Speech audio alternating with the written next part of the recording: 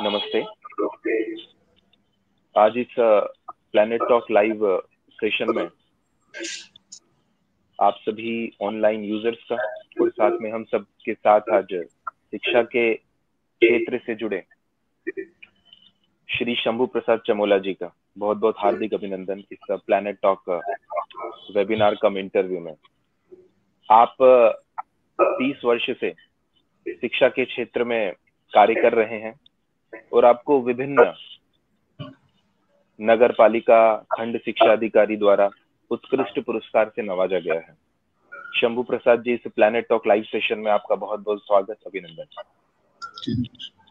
जैसा कि आप सभी लोगों को पता ही है कि पूर्व में राष्ट्रीय शिक्षा नीति 2020 34 वर्ष बाद आई है और सभी शिक्षा के क्षेत्र में काम करने वाले लोगों के लिए वह निश्चित ही एक हर्ष का विषय है। बहुत से रिफॉर्म्स किए गए हैं जिसके ऊपर हम चर्चा करने वाले हैं। 1968 में पहली शिक्षा नीति का आना, फिर 1986 में दूसरी का, फिर 1992 में कुछ बदलाव हुए थे और 1986 के बाद 2020 में जो आई है वह 34 वर्ष का एक लंबे समय बाद एक नई राष्ट्रीय शिक्षा नीति का आना। आज उसी के ऊपर हम चर्चा करने वाले हैं। देश में राष्ट्रीय शिक्षा नीति के क्रियान्वयन को लेकर एक बड़ा चर्चा चल रही है कि कैसे शिक्षा नीति ग्राउंड में जाएगी। इसी के लिए जो आज हमारे साथ शंभू प्रसाद जी जुड़े हैं, शिक्षा के क्षेत्र में लंबा अनुभव तो है ही, परंतु ये बॉर्डर रीजन पर सर्वश्रेष्ठ शिक्षा देने का काम कर रहे हैं। हर साल इनके विद्यालय से कोई ना कोई स्टूडेंट उत्तराखंड की मेरिट लिस्ट में रहता है। शंभू प्रसाद जी, पहला प्रश्न ये है कि शिक्षा नीति में बहुत से बदलाव किए गए हैं, बहुत से पॉइंट्स आए हैं, कौन सा लगता है कि ये सबसे बड़ा बदलाव लेकर आएगा शिक्षा में? शंभू प्रसाद जी।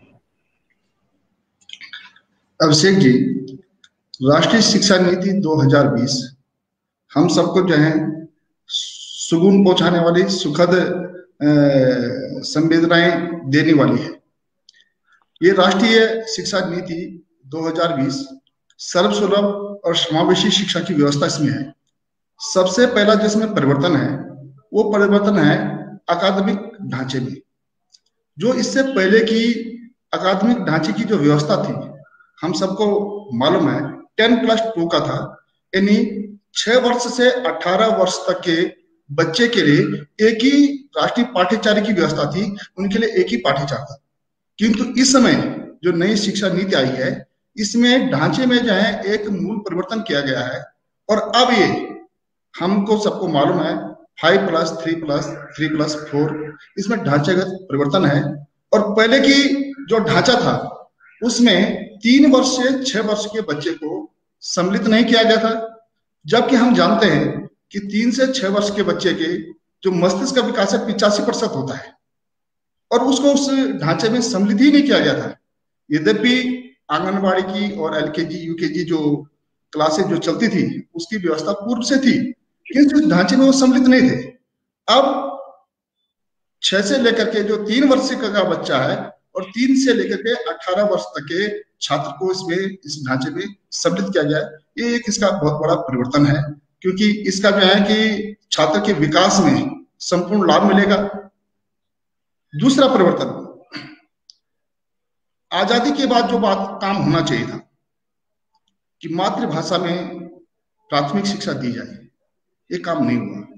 और राष्ट्रीय शिक्षा नीति 2020 में एक बहुत बड़ा परिवर्तन है कि जो प्राथमिक शिक्षा होगी वो मातृभाषा में होगी, स्थानीय भाषा में होगी, राष्ट्रीय भाषा में होगी और इससे शिक्षा में भारतीयता आएगा, जो स्वतंत्रता के बाद आना चाहिए था। किंतु ये भारतीयता जब प्राथमिक शिक्षा हमारी मातृभाषा में, स्थानीय भाषा में और राष्ट्रीय भाषा में होगी और हमारी जो स्थानीय भाषा और मातृभाषा है वो भी पुष्ट होगी, उसको मजबूती मिलेगा, बल मिलेगा उसे। इसका दूसरा जो है बहुत बड़ा परिवर्तन है।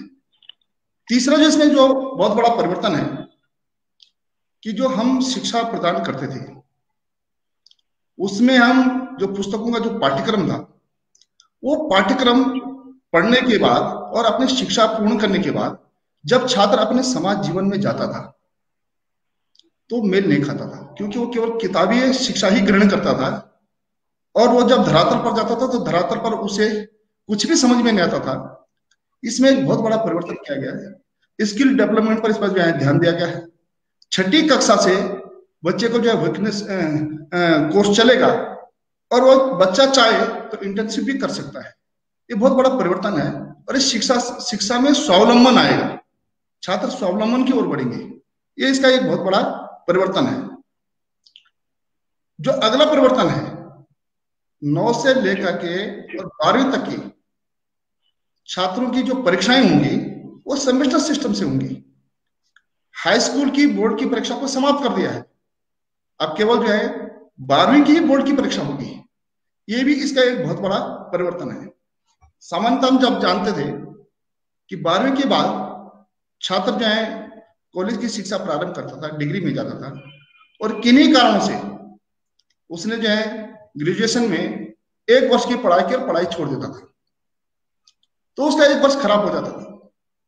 आज हम इस नई शिक्षा नीति के आधार पर कह सकते हैं कि कोई छात्र 12वीं के पास वो स्नातक में जो है प्रवेश लेता, वहां शिक्षा ग्रहण करता है, और किसी कारण से वो 1 वर्ष बाद अपनी पढ़ाई छोड़ देता है, तो ये कह सकता है कि मैंने 13वीं पास किया है, क्योंकि आज उसको सर्टिफिकेट मिलने वाला है।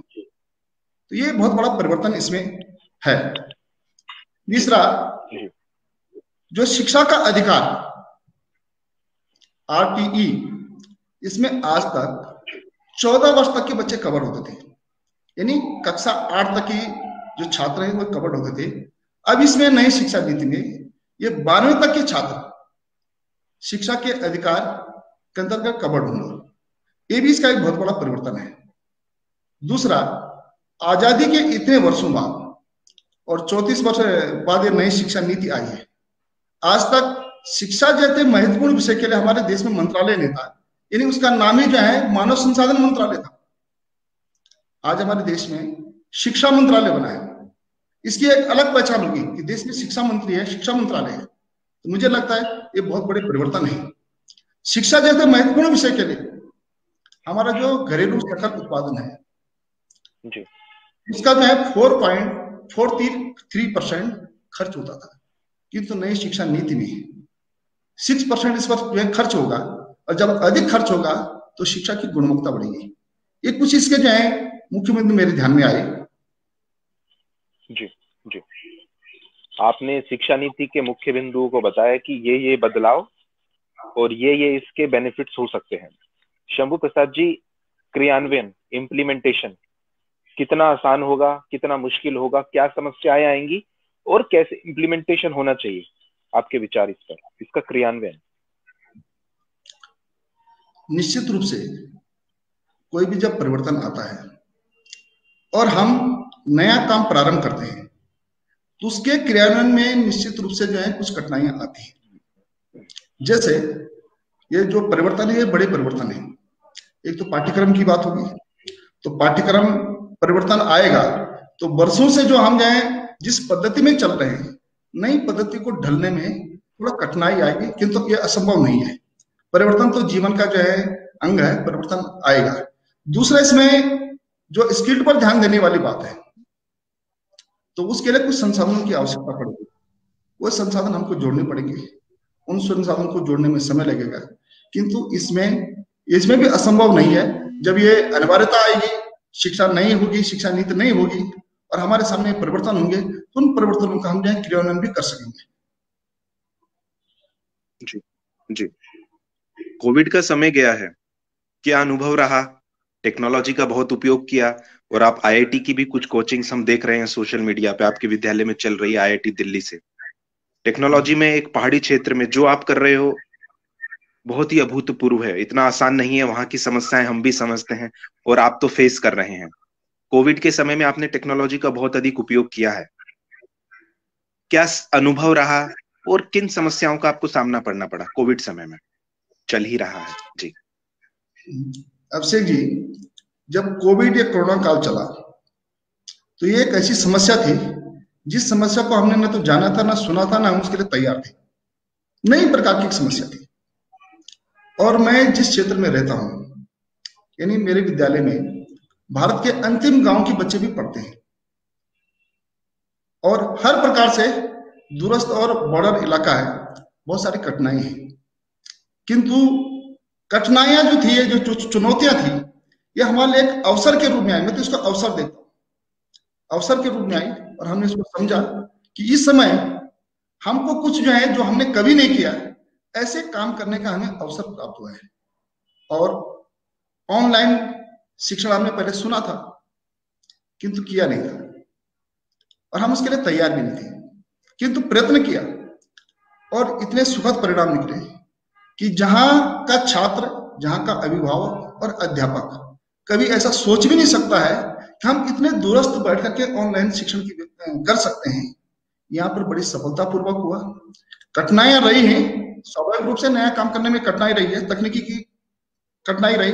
बहुत सारी चीजें हम नहीं जानते थे, बहुत सारे एप्लीकेशन हम नहीं जानते थे, बहुत सारे ऐप हम नहीं जानते थे, किंतु हमने उसको सीखने का प्रयत्न किया और भली भांति से उस पर जो हम चाहते थे ऐसा काम हमने प्रारंभ किया।